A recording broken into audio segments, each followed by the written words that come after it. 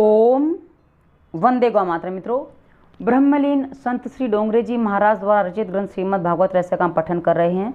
चतुर्थ स्कंद में प्रवेश कर चुके हैं। राजा परीक्षित शापित होने के बाद सुखदेव जी उनकी मुक्ति के लिए उनको भागवत की कथा सुना रहे हैं। सृष्टि की उत्पत्ति हो चुकी है। कर्दम ऋषि और देवहूति का विवाह होता है। कपिल महाराज का जन्म होता है। कपिल गीता हमने सुनी।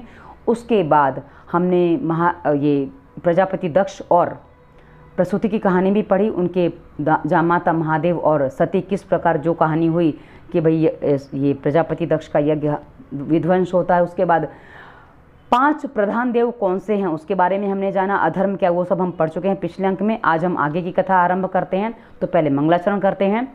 श्री कृष्ण गोविंद हरे मुरारी हे नाथ नारायण वासुदेवाय। जय श्री कृष्ण। मित्रों, और आप जिनकी उपासना करते हैं कम से कम एक बार उनका नाम कमेंट में अवश्य लिखिए। आप लिखेंगे, हम पढ़ेंगे, हमारे और दर्शक पढ़ेंगे, उतनी अधिक बार ईश्वर का नाम लिया जाएगा, जिससे आपका, हमारा और समष्टि का कल्याण होगा। चलिए आज की कथा आरंभ करते हैं। आज की कथा है राजा उत्तानपाद, ध्रुव का परिचय, उनकी माताओं का परिचय। चलिए आज की कथा। मैत्रेय ने मनु महाराज की 3 कन्याओं के वंश का वर्णन किया। मनु महाराज के 2 पुत्र प्रियव्रत और उत्तानपाद की कथा का वर्णन अब आता है। उत्तानपाद की 2 पत्नियां थी, सुरुचि और सुनीति। मित्रों, जब मनु महाराज का प्रसंग आरंभ हुआ था उस समय मुझे ऐसा लगा कि ये कहानी आगे पता नहीं मैंने कहीं और पढ़ी थी, पर अब वो पता चला जो वहाँ मैंने शॉर्ट में आपको कहानी सुनाई थी वो अब पूरी विस्तार से आ रही है। वो कहानी मैंने यहीं पढ़ी थी। चलिए आगे बढ़ते हैं।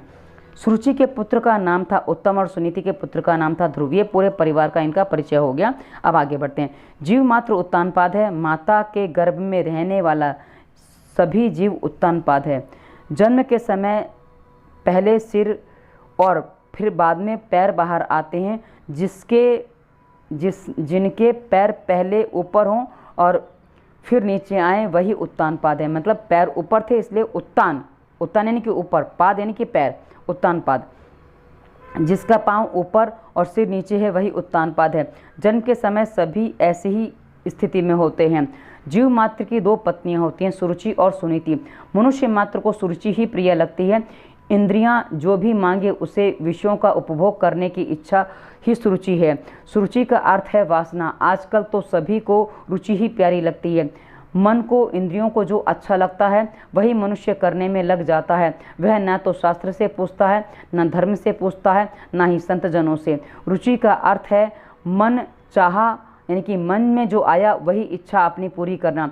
मन जो मांगे उन्हीं भोगों में लीन होने के लिए जो आतुर बने वही रुचि का दास है।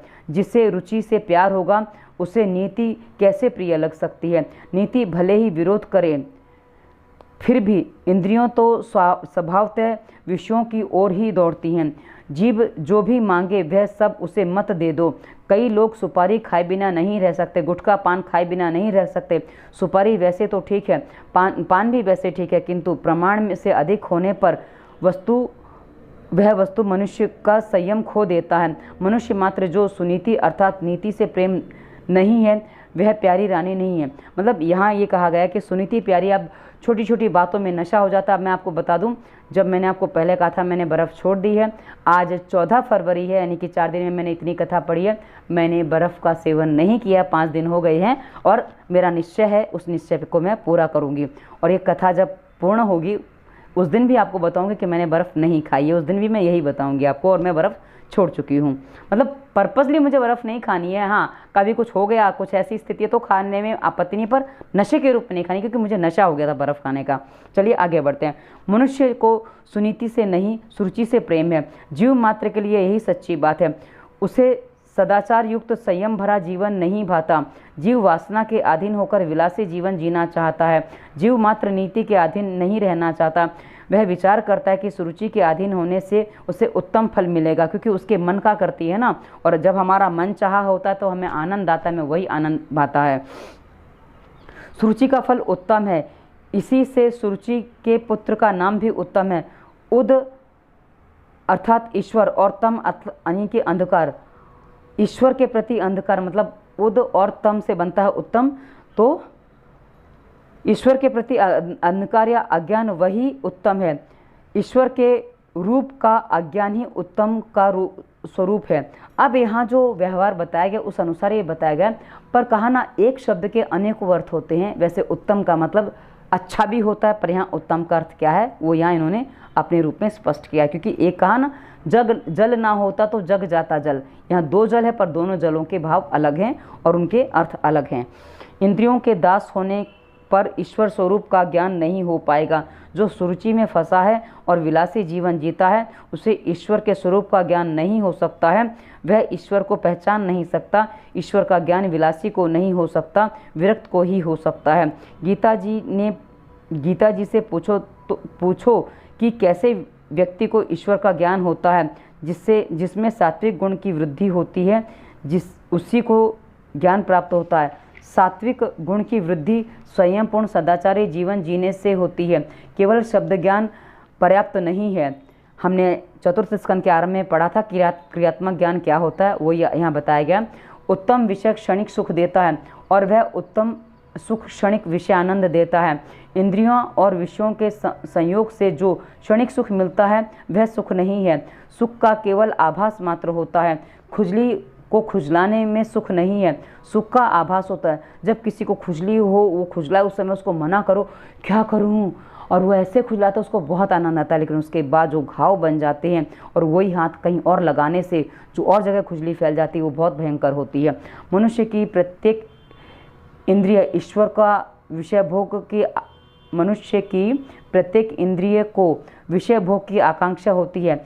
सयानापन वैसे आता तो है किंतु वह स्थायी नहीं होता। इंद्रियां और विषयों के संयोग से क्षणिक सुख मिल पाता है। भोजन सरस होगा तो आवश्यकता से अधिक खा लिया जाएगा, जिससे वह अजीर्ण करेगा।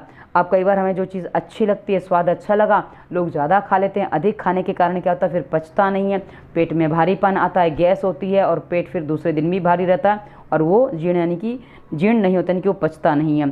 फिर ऊपर से अन्न पाचन के लिए गोलियां खानी पड़ती हैं। ऐसे समय में रुचि और खाने की कहती है किंतु नीति मना करती है। इसलिए कहा जाता है कि भाई पेट जितना अनुमति दे उतना ही खाओ, लेकिन कई बार लोग जीभ का स्वाद लेने के लिए खाते चले जाते हैं, फिर ऐसी स्थिति बन जाती है। स्वामी शंकराचार्य जी ने इसलिए तो आदेश देते हैं कि स्वादिष्ट अन्न की याचना मत करो, देववशात जो भी प्राप्त हो उसी में संतुष्ट हो जाओ। हमारे यहाँ संन्यास परंपरा में एक बात कही जाती है कि सन्यासी को 5 या 7 घर में से भिक्षा मांगने की अनुमति होती है, तो उस घर में से उसको जो भी प्राप्त हो जाता है वो उसको सेवन करना होता है, उसमें से वो कुछ फेंक नहीं सकते हैं और उनको सब कुछ खाना होता है, तो वहाँ स्वाद नहीं आता है। तो जो है, क्योंकि आपको शरीर चलाना है उसके लिए भोजन करना है, भोजन के लिए शरीर नहीं है, ऐसा यहाँ कहने का तात्पर्य है। स्वादिष्ट भोजन करने वाला भजन नहीं कर पाएगा। नीति का फल आरंभ में ही कष्टदायी होते हुए भी अंत में सुखदायी है, जबकि विषयानंद का आरंभ में परिणाम सुखदायी होने पर भी उसका परिणाम अत्यंत कठोर दुख होता है। जिसका जीवन शुद्ध है, पवित्र है, उसी को भजनानंद मिलता है और वही आनंद टिकाऊ भी है। नीति के अधीन रहकर जो मनुष्य पवित्र जीवन जीता है उसी को ईश्वर का ज्ञान प्राप्त होता है। सुनीति से ध्रुव मिलता है, सुनीति का फल ध्रुव है, सुनीति का पुत्र ध्रुव है। ध्रुव का तात्पर्य है अविनाशी, अनंत ध्रुव, अनंत सुख का, ब्रह्मानंद का कभी विनाश नहीं होता। जो नीति के अधीन रहता है उसे ध्रुव सा ब्रह्मानंद प्राप्त होता है। मनुष्य यदि सुनीति के अधीन होता है तो सदाचारी बनता है और यदि वह मात्र सुरुचि के अधीन होता है तो दुराचारी हो जाता है। तुम्हारे सामने ये 2 आनंद हैं, विषयानंद और परमानंद। तुम किसे चुनोगे? भजनानंद ही चुनने योग्य है। पहले आनंद क्षणिक सुख देता है और उसके परिणाम स्वरूप वह दुख देता है। यानी कि जो पहला आनंद जो है वो आरंभ में तो सुख देता है क्योंकि हमारे मन का हो रहा है तो बड़ा मज़ा आता है, लेकिन उसके बाद जैसे जैसे उसके परिणाम आते हैं, अरे ऐसा क्यों हो रहा है, जैसे मन का खा पी तो लिया लेकिन अब उससे रोग हो रहा है, अजीर्ण हो गई, फिर गैस हो गया, पेट साफ नहीं होगा, बड़ी समस्याएं हो जाती हैं। इसलिए कहा कि पहला सुख आरंभ में तो सुख देता है और उसका परिणाम दुखद होता है, किंतु दूसरा सुख आरंभ में तो कष्टदायी है किंतु अंत में वह अत्यंत सुखदायी है। 2 मित्र यात्रा करने चले। एक की आदत थी कि वह गद्दे तकिए के बिना उसे नींद नहीं आती थी। उसने बोरिया बिस्तर बांध तो लिया किंतु उसे उठाने के लिए कोई मजदूर नहीं मिला, अतः वह सारा सामान स्वयं उठाकर ही चलने लगा। रास्ते में एक सज्जन मिले। इन महाशय की स्थिति देखकर उन्होंने कहा कि यह बोझ कितना कष्टदायी है, इसके बिना ही यात्रा क्यों नहीं करते। तो उसने उत्तर दिया, चाहे यह बोझ मुझे क्यों ना उठाना पड़े, किंतु रात को मुझे इसके बिना सोने में आनंद नहीं आता। रात्रि के आनंद के लिए सारा दिन वह बोझ उठाए फिरता है, फिर भी रात को आनंद आता होगा। कितना आनंद आता हो पता नहीं। अब रात्रि का आनंद यहाँ वासना से भी है, सब चीज़ों से है, क्योंकि अधिकांश मनुष्य जो शारीरिक वासना भोगता है वो रात्रि में ही भोगता है। तो उसका भी तात्पर्य यहाँ से आप निकाल सकते हैं। आगे बढ़ते हैं। यह कथा किसी और की नहीं, हमारी अपनी ही है। जीवात्मा यात्रा करने निकला है। क्षणिक सुख के लिए मनुष्य सारा दिन गधे की भांति मेहनत करता है, सारा दिन दुख का पर्वत सिर पर लेकर चलता है। क्षणिक सुख के लिए कितनी चिंता और कितना कष्ट उठाता है वह। विषयुक्त सुख क्षणिक ही नहीं, तुच्छ भी है। ध्रुव अविनाशी ब्रह्मानंद का भजनानंद स्वरूप है। जिस जीव जब ब्रह्मानंद की ओर जाता है तो सुरुचि विघ्न उत्पन्न करती है। जीव और ब्रह्मा का मिलन सुरुचि नहीं होने देती। तो जो मनुष्य सुरुचि के अधीन है, समझो कि वह कामाधीन है। उत्तानपाद राजा की 2 रानियां और 2 पुत्र थे। राजा को सुनीति नहीं, सुरुचि ही प्रिय थी। हम सभी की यही स्थिति है। हमें नीति प्रिय नहीं, किंतु इंद्रियों और वासना को बहु बहकाने वाली सुरुचि ही प्रिय है। एक बार उत्तानपाद सिंहासन पर बैठे थे, सुरुचि की भी वहीं बैठी थी। उत्तम राजा की गोद में खेल रहा था। ध्रुव ने यह देखा तो उसके मन में आया कि पिताजी के पास जाऊं और उनकी गोद में वह भी बैठे। उसने दौड़ते हुए आकर पिताजी से गोद में बैठाने के लिए कहा।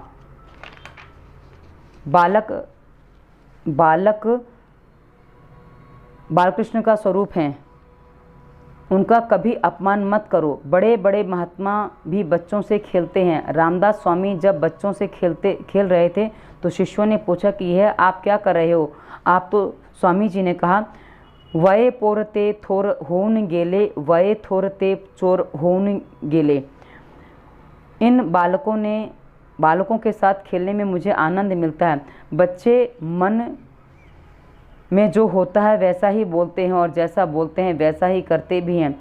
मन, वाणी और क्रिया एक समान होने पर भी तुम भगवान की भांति सही ढंग से रह सकोगे।